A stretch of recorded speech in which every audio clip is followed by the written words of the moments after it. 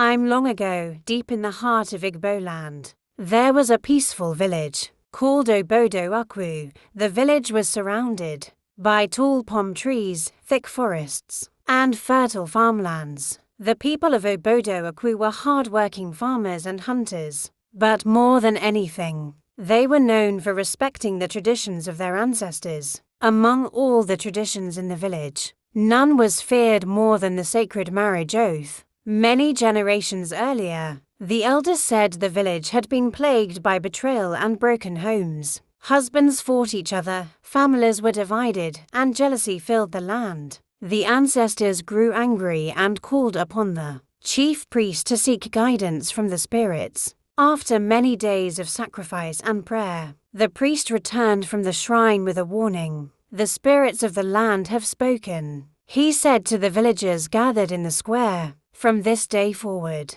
every married woman must swear a sacred oath before the ancestors. If she remains faithful, the land will bless her home. But if she betrays her husband, her mind will scatter like dry leaves in the harmattan wind, and the wealth meant for her household will flow to the husband she deceived." From that day onward, every bride stood before the shrine of the ancestors during her wedding ceremony and swore the oath.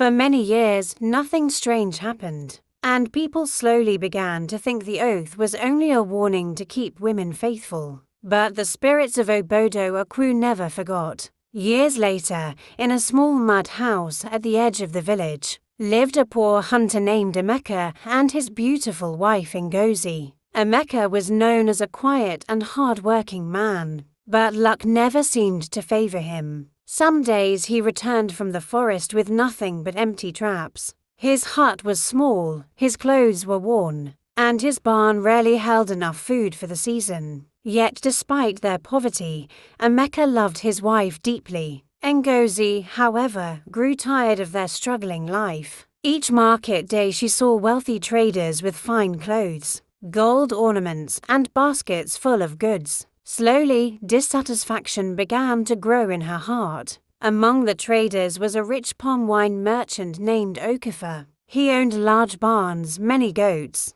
and wore expensive red caps that showed his wealth and influence. Whenever Ngozi went to the market, Okafor noticed her beauty. At first it was only greetings, then small gift pieces of cloth, beads, and coins. Soon their secret meetings began. One evening, Emeka left for the forest to check his traps. The moon was bright, and the village had fallen quiet. Believing her husband would not return until morning, Ngozi secretly left the house to meet Okafor near the edge of the forest. But what she forgot was the sacred oath she had sworn before the ancestors years earlier. The spirits of Obodo Ukwu were watching. That same night, something strange happened in the forest. As Emeka walked through the dark trees, he noticed animals appearing everywhere. His traps that had been empty for weeks were suddenly full. Antelopes, rabbits, and wild fowl filled his nets.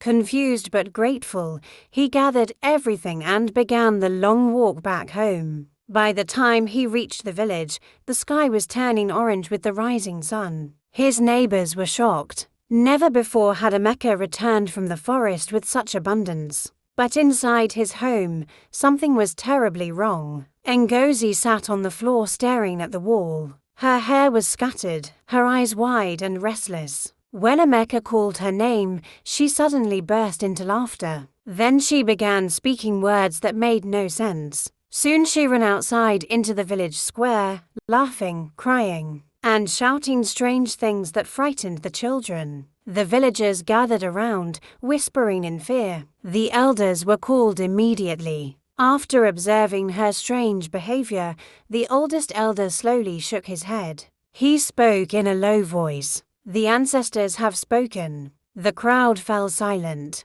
The sacred oath has been broken. At that very moment, news began spreading across the village that Emeka's house was overflowing with meat from the forest. Traders from nearby villages started arriving to buy from him. Within weeks, Emeka's life changed completely. He built a larger house, bought farmland, and filled his barn with yams. Yet Ngozi never recovered her mind. Every day she wandered the roads of Obodo Ukwu, laughing at the sky and whispering secrets to the wind. Whenever young brides passed her on the road, their mothers would quickly pull them aside and whisper a warning. "Remember the sacred oath of our ancestors.